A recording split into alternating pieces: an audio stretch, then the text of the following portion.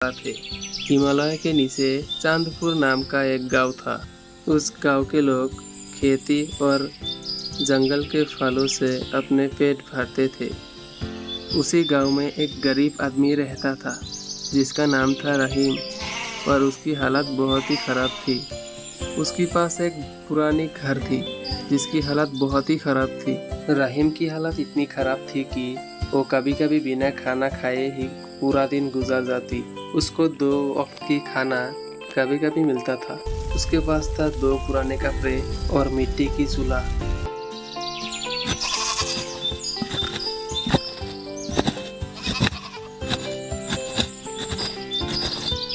रहीम कितनी भी मेहनत करता, किस्मत जैसे उसे हमेशा हार देती। यही बात को रहीम बैठे बैठे चिंता कर रही थी, और उधर सूरज डूबने लगा और शाम होने लगी, और गांव के लोग खेतों में काम करके अपने घर लौट रहे थे। शाम होने के बाद गर्मियों की वजह से सभी लोग बाहर आके हवा खा रही थी, और उधर रहीम भी अपने घर के सामने बैठी हुई थी।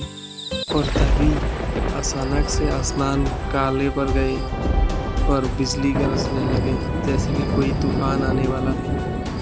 पर उधर एक एस्टेरॉयड धरती पे आ रहे थे। पहले उमर देख के घबरा गया, और उधर सभी गांव वाले इस रोशनी को देखकर घबरा गया और सब डरने लगे।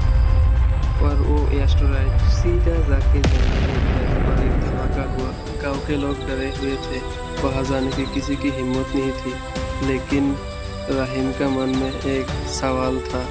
रहीम ने एक बोरी में पानी और कुछ सामान लेकर वहां जाने की ठान ली और वो चला गया। रहीम ने सोचा कि जंगल में जो भी गिरा है शायद उससे कुछ मिल जाए।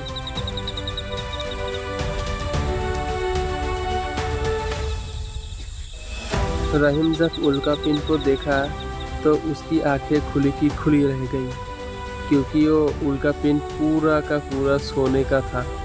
उसने फिर वो उल्कापिंड को घर लाने की ठान ली।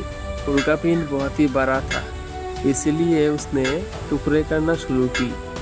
वो टुकड़े अपने बोरी में भरना शुरू की जो उसने आते वक्त लेकर आया था। फिर रहीम ने वो बोरी अपने कंधे में उठाया और घर ले आया। जब सब लोग सो रहे थे तब उसने वो सोना कहीं छुपा दी थी। उसी दिनों में रहीम अपने गांव का सबसे बड़ा आदमी बन गया।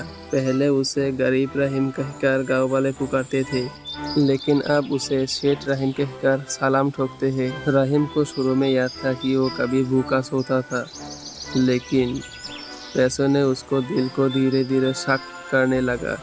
एक दिन 2 आदमी आए थे उससे मदद मांगने के लिए, लेकिन वो घमंड की वजह से वो 2 आदमी पे गुस्सा करने लगे। रहीम अब बातों बातों में गरीबों से गुस्सा करते थे। रहीम का घमंड इतना बढ़ गया था कि वो खुद को राजा समझने लगा।